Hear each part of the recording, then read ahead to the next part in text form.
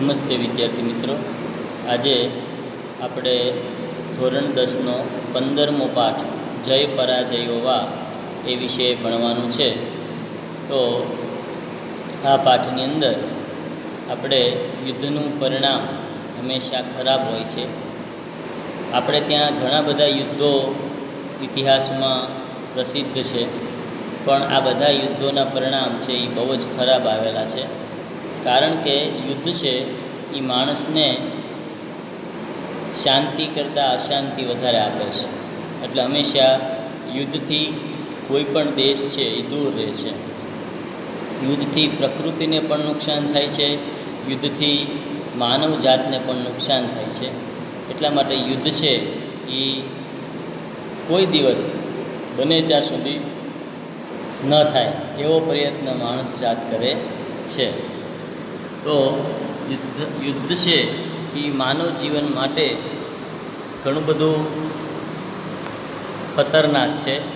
એના માટે આ પાઠની અંદર એક નવો વિષય છે એ રજૂ કરેલો છે, અને એ વિષયમાં એવી વાત સમજાવેલી છે કે જ્યારે જ્યારે યુદ્ધ થયા છે ત્યારે મનુષ્યને અનેક રીતે નુકસાન છે એ થતું રહ્યું છે. મહાભારતનું યુદ્ધ થયા પછી બધું જ યુદ્ધ પૂરું થઈ જાય છે. પાંડવો હિમાલયમાં વયા જાય છે. પછી ઘણા વર્ષો પછી અર્જુનને એમ થાય છે કે મેં મહાભારતનું યુદ્ધ કર્યું એ પછી આજ પૃથ્વીની સ્થિતિ કેવી છે એ જોવા માટે અર્જુનને ઈચ્છા થાય છે, અને એ પોતે આ યુદ્ધ જોવા માટે આ યુદ્ધનું પરિણામ ને પૃથ્વીની પરિસ્થિતિ જોવા માટે અર્જુન છે એ પૃથ્વી ઉપર સ્વર્ગથી આવે છે.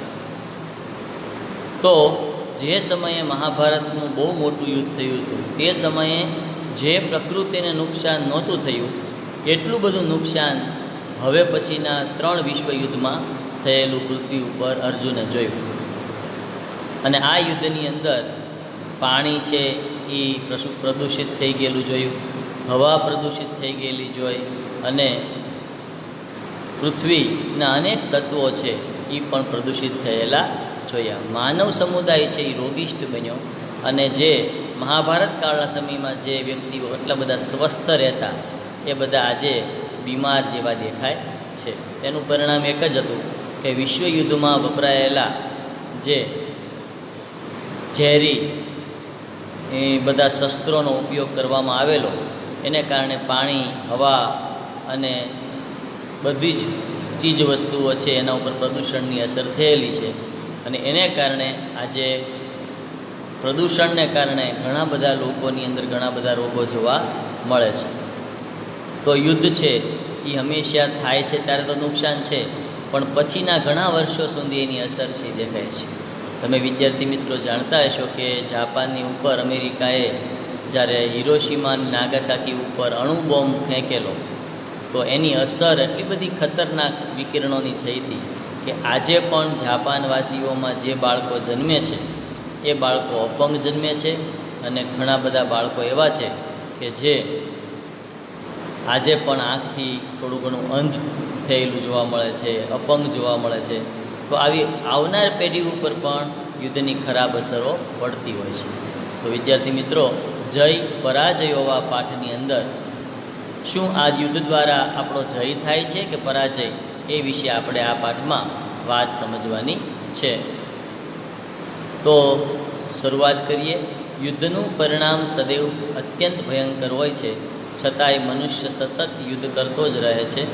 આધુનિક યુગમાં વિવિધ પ્રકારના રસાયણો, અસ્ત્રો, શસ્ત્રોને લીધે યુદ્ધ ખૂબ જ અનિષ્ટકારક બન્યા છે. તેનું વર્ણન આ પાઠોના વિષય છે. પ્રાચીન સમયમાં યુદ્ધ થતા હતા અને તેમાં મોટો નરસંહાર પણ થતો હતો. તેને લીધે અનેક સ્ત્રીઓ અને બાળકો નિરાધાર બનતા હતા, પરંતુ પૃથ્વી, જળ, વાયુ, આકાશ વગેરે જેવા કુદરતી તત્વોને હાનિ થતી ન હતી. તેઓ તેમજ શુદ્ધ રહેતા હતા.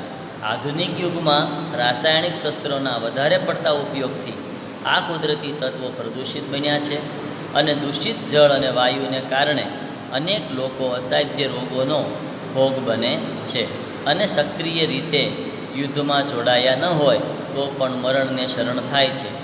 એટલું જ નહીં, ભાવિની અનેક પેઢીઓ યુદ્ધ આવા દુષ્પરિણામોથી માનવ જાતિને ભોગવવાનો વારો આવે છે. આવા દુષ્પરિણામો આપનારા યુદ્ધમાં વિજય ગમે તે પક્ષનો થાય પણ તે જયને જય જ કહેવાય છે, પરાજય એવો પ્રશ્ન થાય છે. મહાભારતકાલીન યુદ્ધ અને આધુનિક યુદ્ધના પરિણામોમાં રહેલા તફાવતને સ્વર્ગમાં રહેતો અર્જુન પૃથ્વી ઉપર આવીને પ્રત્યક્ષ નિહાળે છે.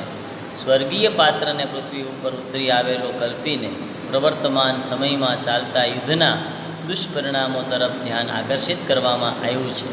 યુદ્ધના પરિણામે નિર્દોષ પ્રાણીઓને ભોગવવા પડતા દુઃખોનો ખ્યાલ મેળવીને યુદ્ધથી દૂર રહેવાની ભાવના કેળવાય છે.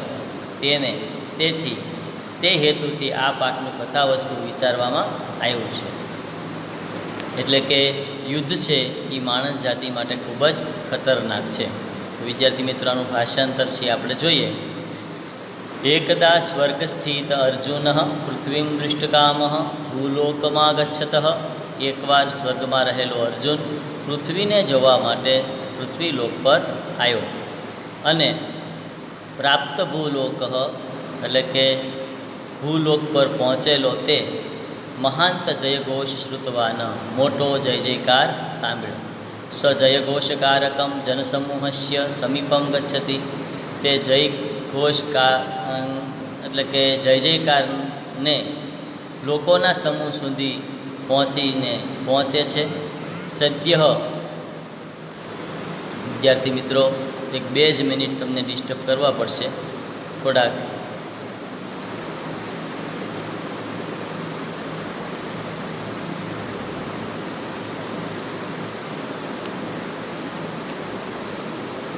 બસ શરૂ આપણે કરીએ. હવે ફરી વખત જોઈએ. એકવાર સ્વર્ગમાં રહેલો અર્જુન પૃથ્વીને જોવા માટે પૃથ્વીલોક પર આવ્યો. પૃથ્વીલોક પર પહોંચીને તેણે મોટો જય જયકાર સાંભળ્યો. તે જયકારની કરતાં જનસમૂહની નજીક જાય છે.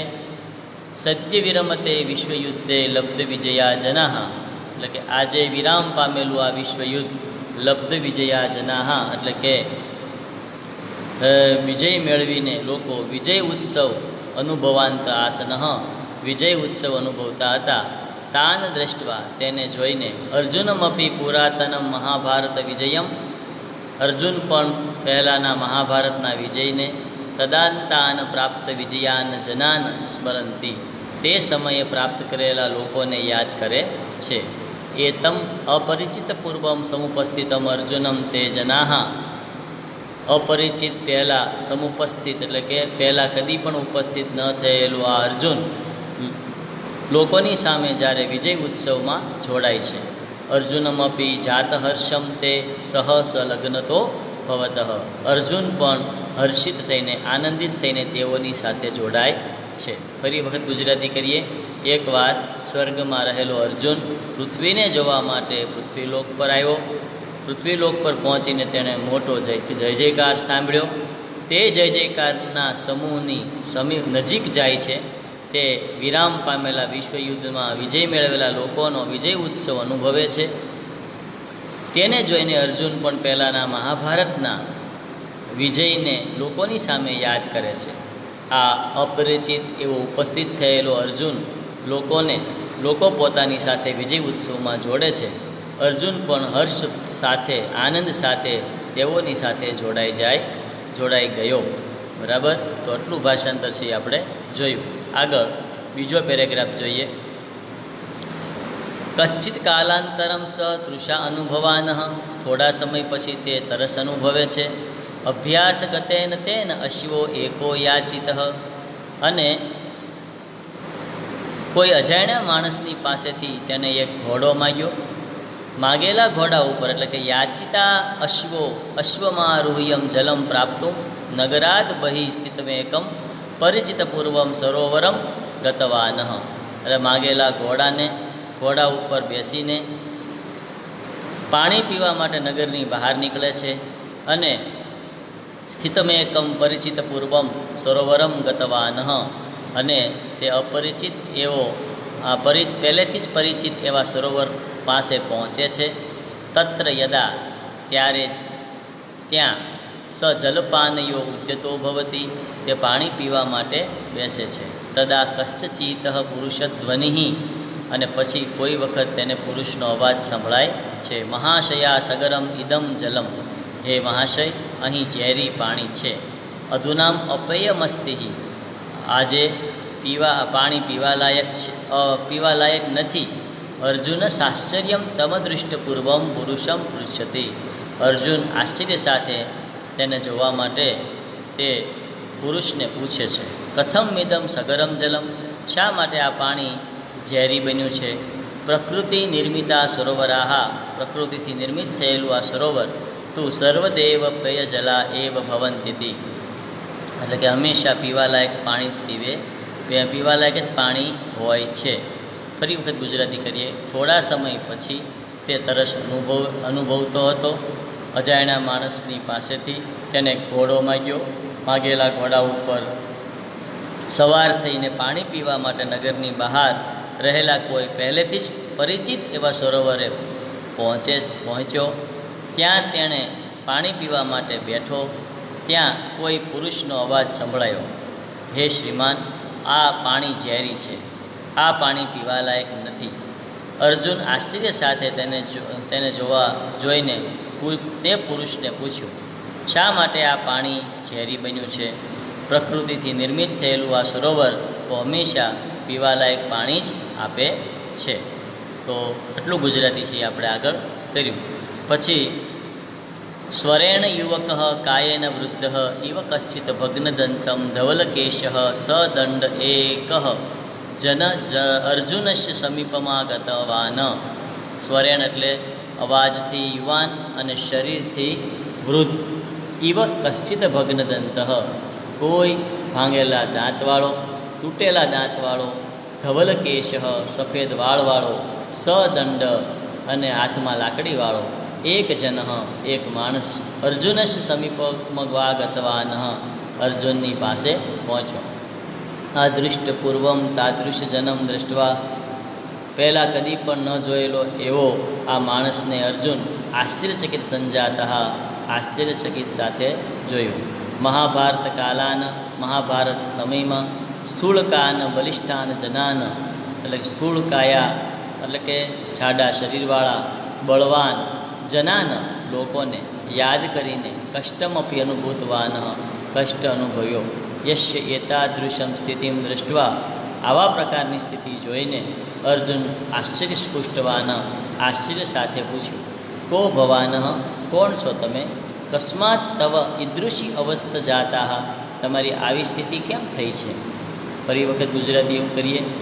અવાજથી યુવક અને શરીરથી વૃદ્ધ એવા કોઈ તૂટેલા દાંતવાળો, સફેદ વાળવાળો, હાથમાં લાકડીવાળો એક માણસ અર્જુનની નજીક પહોંચીને કહ્યું. પહેલાં કદી પણ ન જોયેલો એવો અર્જુન જ્યારે આશ્ચર્યચકિત થાય છે. મહાભારત સમયમાં બળવાન અને જાડા લોકોને યાદ કરીને કષ્ટ અનુભવાય છે. આ પ્રકારની સ્થિતિ જોઈને અર્જુન આશ્ચર્યથી પૂછ્યું, તમે કોણ છો. તમારી આવી અવસ્થા કેમ થઈ ગઈ છે. તો મહાભારત સમય પછી જે પ્રકૃતિ ઉપર જે પ્રદૂષણ થવું જોઈએ એટલું પ્રદૂષણ મહાભારત પછી પણ નહોતું થયું. પણ પહેલું, બીજું ને ત્રીજા વિશ્વયુદ્ધ પછી જે પૃથ્વીની હાલત બગડી છે, પાણી બગડ્યું છે, હવા બગડી છે, ખોરાક બગડ્યા છે, અને અવકાશીય પદાર્થોમાં પણ પ્રદૂષણ ફેલાયું છે, એને કારણે અનેક પ્રકારના રોગોનો ભોગ માણસ બન્યો છે. અને એટલા માટે આ માણસોની આવી સ્થિતિ થવા લાગી છે. આજે તમે જો અનેક ભયંકર રોગો છે એ આપણી સામે આવે છે. તો આપણું ખાનપાન, હવા આ બધું શુદ્ધ ન હોવાને કારણે આવી સ્થિતિ સર્જાય છે. તો વિદ્યાર્થી મિત્રો, આપણે પહેલા વિભાગના લેક્ચરમાં આટલો પાઠ રાખીએ છીએ. બીજો વિભાગમાં અધૂરો પાઠ આપણે પૂરો કરશું. પરંતુ તમારે આ પાઠનું ભાષાંતર છે એ બાકી બુકની અંદર લખવાનું રહેશે. આવજો વિદ્યાર્થી મિત્રો. નમસ્તે.